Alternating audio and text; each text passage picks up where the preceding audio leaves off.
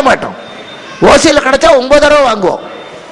இப்பெல்லாம் ஓசியில் கிடைக்கிறதுனால 4 தடவைக்கு உள்ள 4 கிரைண்டர் 4 மிக்சி.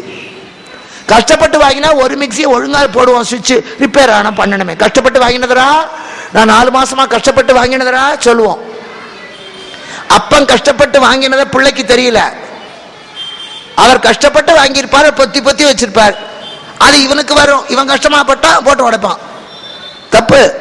அதனால முருகன் சொல்றான், நீ கஷ்டப்படு. நீயும் கஷ்டப்பட்டாதான் இன்பத்தை அனுபவிக்க உனக்கு உரிமை உண்டு. இந்திர மயிலை கொத்துகிறது முருகன் பார்த்து கொண்டே இருக்கிறா. அத்தனை வாங்கின பிறகு இந்திரன் கேட்டான், நான் செஞ்சது தப்பு, நான் செய்தது தப்பு முருகா, மன்னிச்சுக்கோ. வாங்கிட்டேன். அவங்க இத்தனை வருஷமா பட்ட அத்தனை அடியும் நான் இன்னைக்கு பட்டுட்டேன். அதனால நானும் தண்டனையை அனுபவித்து விட்டேன். அதற்கு பிறகுதான் முருகன் பார்க்கிறான், சக்கரவாள பறவையாக இருந்த சூரன் கடல் நடுவிலே மரமாக நின்றான். மாமரம் என்றால் மாங்காய் மரம் இல்லை, பெரிய மரம், பெருமை மிக்க மரம். ஏன் பெருமை மிக்க மரம்? இறைவனுடைய வேல் படுகிற பெருமை அது பெற்றது. அதான் முக்கியம். நீ திருப்பதிக்கு போற, திருப்பூர் கோவிலுக்கு வரேன்னா அந்த முருகன் மேல பட்ட காத்து நம்ம மேல பட்டா அது புண்ணியம், அதான் புண்ணியம். அது மாதிரி முருகனுடைய ஞான வேல் அந்த மரத்துல பட்டது. அந்த வேல் முருகன் கைவேல் படுகிற பாக்கியம் பெற்றதுனால இந்த மரத்துக்கு மாமரம். நான் அதை தப்பா மாங்காய் மரம், மாங்காய் மரம். அதே மாதிரி விநாயகர் துதிக்கையில இருப்பது கொழுக்கட்டையும் இல்லை, மாம்பழமும் இல்லை, அது மாதுளம்பழம். கைலாசத்திலே நாரதர் சிவபெருமானிடத்தை பார்க்க வரும்போது ஒரு மாம்பழம் கொண்டு வந்து கொடுத்தார். அதை வாங்கி பார்வதி கிட்ட கொடுத்தார். இன்னைக்கு அதான். நிறைய இருந்தா பிள்ளைக்கு நீங்க பங்கிட்டு கொடுப்பீங்க, கொஞ்சமா இருந்தா பொண்டாட்டி கிட்ட கொடுத்து நீ கொடு, அவ அவஸ்தைப்படுவா யாருக்கு கொடுக்கறதுன்னு தெரியாம. இந்த குழந்தைங்க சும்மா இருக்காது, முழுசாதான் கேட்கும். எப்போ முழுசாதான் கேட்கும். அதனாலதான் பாருங்க, தீபாவளிக்கு பல வீட்டுல இத்தினூண்டு லட்டு பிடிப்பாங்க. நான் சொல்லுவேன், பழப்பு கட்டு போய் எதுக்கு இத்தினூண்டு பிடிக்கிற, பெருசு பெருசா பிடிக்கனா, நீ சும்மா ஒன்னொன்னு முழுசா கேட்கல சூரபத்ம கும்பல். அதனால முழுசா கொடுக்கணும்னா இத்தனை பெருசு பிடிச்சா எப்படி கேட்டு பாருங்க. இன்னைக்கும் கட்டுப்படி ஆகாது, சின்னதாக தான் போடுவாங்க. அதனால இங்கே முழுசா கேட்கும். இந்த குழந்தைகளுக்கு முழுசா தரணும். இன்னைக்கு இருக்கிற தாய் படுற கட்டத்தை உலகத்தாயான பார்வதி கிட்ட சமைச்சிட்டார். நீங்களும் ஒரு பொட்டலம் பக்கடா வேண்டி பொண்டாட்டி கிட்ட கொடுத்துட்டு அக்கடான்னு உட்காந்துக்கிறீங்க. அவ அந்த ஒரு பொட்டலத்தை பிரிச்சு கொடுக்கறதுக்குள்ள உயிரே போயிடும். அதுல இந்த மாதுளம் பழத்தை பிரிச்சு கொடுக்கவே முடியாது. மாம்பழமா இருந்தா கூட அந்த காலத்துல எல்லாம் என்ன பண்ணுவாங்க, அதை நறுக்கி கதுப்பு ஒத்துருக்கு, கொட்டை ஒத்துருக்கு. நாளைக்கு ஒரு பழத்தை நறுக்கி இன்னைக்கு கொட்டை கொடுத்தவங்களுக்கு கதுப்பு, முழு பழம் கொடுக்கவே மாட்டாங்க. நாங்கெல்லாம் குழந்தைகளா இருந்தபோது. இப்பெல்லாம் முழு பழம் என்ன, ஒரு கூட பழத்தையே ஒன்னே தின்னுட்டு போகுது. அதுவே இப்ப எல்லாம் சூரபத்ம கும்பல் தான். எந்த தாயும் அதை பொறுப்போட கொடுக்கறதே இல்லை. ஃப்ரிட்ஜுக்குள்ள இருக்க எடுத்துக்கடா. நீங்க ட்ரெயின்ல போற போது பாருங்க, ட்ரெயின்ல போற போது பாருங்க, எல்லாம் கிஷ்கிந்தா கும்பல் தான். அவன் கொண்டு வருவான், கொண்டு வந்தா பிஸ்கட்டுங்க இவ்வளோ நீளம் வாங்கி கொடுப்பாங்க. டீ டைம் மாதிரி ஒரு குழந்தைகிட்டயே. அது கீழே போடுறது பாதி, மேலே போடுறது பாதி, பக்கத்தில் இருக்கிறது கொடுக்காது, அதே திங்கும். நான் பார்த்துக்கிட்டே இருப்பேன், என்னை முறைச்சு பார்க்கும். நானும் பிஸ்கட் அப்புறம் எனக்கு பொறுக்க முடியாது, கூப்பிட்டு சொல்லுவேன், அம்மா இப்படி கொடுக்காத, இப்படி கொடுக்காத. பிஸ்கட் வாங்குறையா, அதை பிரித்து அந்த குழந்தை கையில் 4 கொடு, அடுத்த வேலைக்கு கொடு. அடுத்த வேலை வராதா, அதுக்குள்ளே நம்ம போயிட போகிறோம். அப்படியே போனால் தானே, திங்காத போனாலும் எரிக்கத்தான் போகிறோம், தின்னுட்டு போனாலும் எரிக்கத்தான் போகிறோம். அதனால கொடுக்காத, அப்படி பிரித்து கொடு. அதுதான் குழந்தை உடம்புக்கு நல்லது, உன் காசுக்கு நல்லது, உலகத்து பழக்க வழக்கத்துக்கு நல்லது. அப்படியே கொடுத்துட வேண்டியது. ஒரு பாட்டில் ஃபேண்டா வாங்கி கொடுத்தா அது ஒன்னே முழுகுது, குடிக்குது. குடிக்க முடியாம குடிச்சுட்டு அம்மா வயிறு வலிக்குது. ஏன்? பங்கு போட்டு கொடுக்கறதுக்கு தான் தாய் தந்தை. அப்பஞ்சொத்தை பங்கு போட்டுக்கிறதுக்கு மட்டுமில்லை, உன் சொத்தை பங்கு போட்டு கொடுக்கறதுக்கும் நீ பொறுப்பு இருக்கணும். அதைத்தான் அவகிட்ட கொடுத்துட்டார்.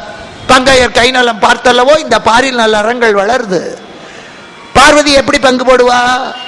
மாதுளம்பழம், மாதுளம்பழத்தை சரிபாதியா நறுக்கி கொடுத்தாலும் ஒரு பக்கம் சின்னதா இருக்கும், ஒரு பக்கம் பெருசு.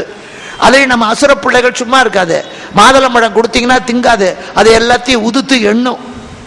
எனக்கு 49 முத்து, எங்க அண்ணனுக்கு 51 முத்து, எனக்கு 2 குறைச்சல்ங்க கேட்கும். பொறுப்பா கேட்கும். எனக்கு சின்ன முத்து, ஒன்னு அழுகின முத்துங்க. எப்படி பங்கு போடுவீங்க? அதுலதான் பிரச்சனை. அந்த மாதுளம்பழத்தை தான் விநாயகர் கையில வைத்திருக்க. துதிக்கையில இருப்பது மாதுளம்பழமே தவிர கொழுக்கட்டையோ மாம்பழமோ இல்லை. ஏன்னா அதுதான் பொருத்தம், பங்கு போட முடியாதது. வாழைப்பழம்னா பாதியா கொடுத்துடலாம், பலாப்பழம்னா சுளையை எடுத்து எண்ணி கொடுக்கலாம். மாதுளம் பழத்தை பழப்ப கட்டு போய் எந்த அம்மா உட்காந்து எண்ணிக்கிட்டு இருக்க மாட்டான். அதனால இங்கேயும் அதே மாதிரி புரிந்து கொள்ளணும். முருகப்பெருமான் அந்த மயில் வாகனத்தில் உட்கார்ந்து கொண்டவன் அடி வாங்கணும்னு பார்த்தான். அதற்கு பிறகு சூரனே பார்க்கிறான், என்னடா இவன் விளையாட்டவை. அப்பத்தான் முருகனை பார்க்கிற போது அவனுக்கு முருகன்னு தோணுது. கோலமா மங்கை தன்னில் குலவிடும் குமரன் தன்னை பாலன் என்று நினைத்தேன். இந்த பிள்ளைய பச்சை குழந்தைன்னு நினைச்சு நான் ஏசினேன். என்ன சொன்னா அவன் சிங்கமுகன் கிட்டையும் வீரபாகு கிட்டையும், அதுவாடா பரம்பொருள். அது காத்தடிச்சுட்டு வந்தது, நெருப்பு சுட்டுது, கங்கை ஆத்துல தவிச்சது, சரவணத்துல ஒதுங்கித்து, தாய்ப்பால் குடிக்கல, கார்த்திகை பெண்களுடைய வேற்றுப்பால் குடித்து, புட்டிப்பால் குடித்து, இரவல் பால் குடிச்சது. அதுக்காடா பலம் கேட்டான்ல. காற்றினால் தள்ளுண்டு, நெருப்பினால் சூடுண்டு, கங்கை ஆற்றினாலே தள்ளுண்டு, சரவணம்புக்கு அலைப்புண்டு, வேற்று பேர் முலையுண்டு, அழுதே விளையாடும் நேற்றை பாலனோ பரம்பொருள் சொன்னவன் தான். இப்ப பாக்குறான், மயில் வாகனமா வந்தும் கூட அவன் சிரிச்சுக்கிட்டே நிக்கிறான்டா. எதுவே அவன்கிட்ட சாதிக்க முடியலையே, இனிமே எந்த வேஷம் போடுறதுன்னு அவனுக்கு தெரியல. அப்பத்தான் நினைக்கிறான், கோலமா மங்கை தன்னில் குலவிடும் குமரன் தன்னை பாலன் என்று நினைத்தே மேலாள் பரிசுவை உணர்ந்தினே. யார் தெரியுமா? மாலையன் தனக்கும் ஏனை வானவர் தனக்கும் மூலமாய் நின்ற மூர்த்தி இம்மூர்த்தி அன்றோ. பிரம்மா விஷ்ணு சிவன் அத்தனை பேருக்கும் மூல காரணமாக நின்ற பரம்பொருள் இவன் இல்லையா? அப்பத்தான் பார்க்கிறான், வணங்கணும்னு தோணுது. வணங்கணும்னு மனசு சொல்லுது. இப்ப போய் வணங்கினா தோத்து போறோங்கிற பயத்துல வணங்கினாமா. மனம் வணங்க சொல்லுகிறது, மானம் தடுக்கிறது. அழிஞ்சாலும் இவன் கையால தான் அழியணும், என்ன பண்றதுன்னு தெரியல, மரம் போல அடினோம். இப்பவும் சொல்றோம்ல, ஏடா மரம் மாதிரி நிக்கிற, போய் வேலையை செய். சூரபத்மனுக்கு என்ன செய்யறதுன்னு தெரியல, மரம் போல நிற்கிறான். அப்பத்தான் அந்த ஞானவேல், அந்த சக்தி வேல், அவன் கையிலே இருந்த வேல் கிளம்புகிறது. அந்த மாமரத்தை இரண்டாக பிளந்தது. ஒரு கூறு மயில் ஆயிற்று, ஒரு கூறு சேவல் ஆயிற்று. சூரபத்ம சாகல. ராமாவதாரம் ராவணாதிகளை அழித்தது, கிருஷ்ணாவதாரம் 18 அட்சௌகிணிகளை அழித்தது, இறைவனுடைய மச்சாவதாரம் சோமகனை அழித்தது, கூர்மாவதாரம் இரண்யனை அழித்தது, நரசிம்மாவதாரம் இரண்யகசிபுவை அழித்தது, அவனுடைய மகாபலியாக வாமனாவதாரம் மகாபலியை அழித்தது, பரசுராமர் மன்னர்களை எல்லாம் அழித்தது, ராமாவதாரம் ராவணாதிகளை அழித்தது, பலராமன் பல பேரை அழிச்சான், கிருஷ்ணனும் பல பேரை அழிச்சான். ஆனா முருகன் அழிக்கல, அவனை தனக்கு வாகனமாகவும் தனக்கு சேவலாகவும் வைத்தான். இப்ப கடலுக்குள்ள போய் ஒளிந்து கொண்டவன் சூரபத்மன் பிள்ளை இரணியன். ஐயோ எங்க அப்பா தான் செத்து போயிட்டா தேவசம் பண்ணணுமேனு. செத்து போனாதானே தேவசம் பண்ணுவீங்க, இவன் தான் சாகலையே, வேற உருவம் எடுத்திருக்கிறான். முருகனுக்கு வாகனமாகவும் சேவல் கொடியாகவும் வந்துட்டான். ஏன்னா அதை தான் பிரார்த்தனை பண்ணான்.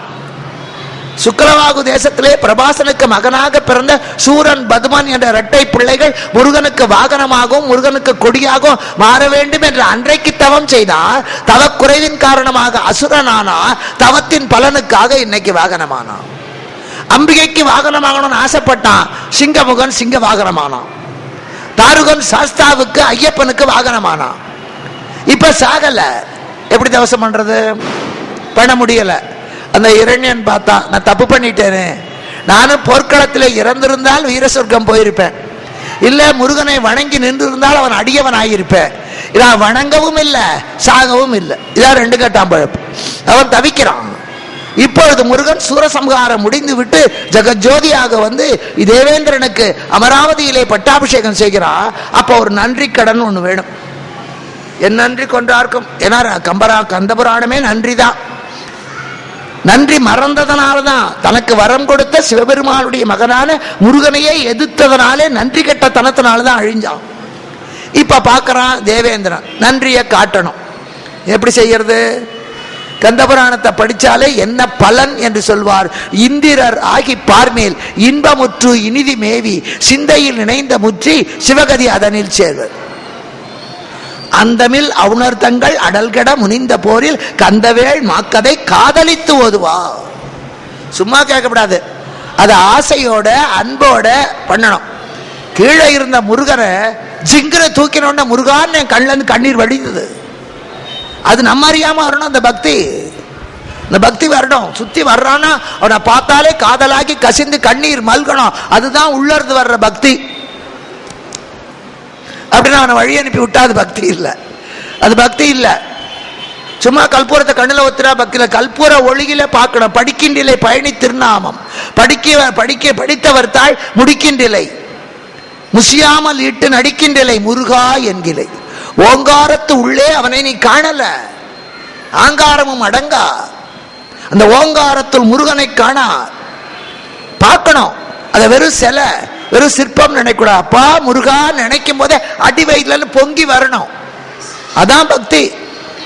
அந்த நேரத்தில் வேற எதையும் நினைக்கூடாது. எனக்கு காசு கொடு, கல்யாணம் பண்ணு.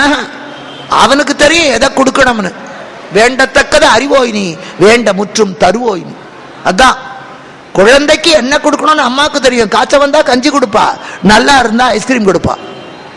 காய்ச்ச குழந்தை ஐஸ்கிரீம் கட்டு வாங்கி தின்னா ஆபத்து. நாம போய் அவங்கிட்ட கல்யாணம் பண்ணி வைக்கணும் ஒரு பிசாசை கொண்டு தலையில கட்டி அவஸ்தை. கேட்கக்கூடாது.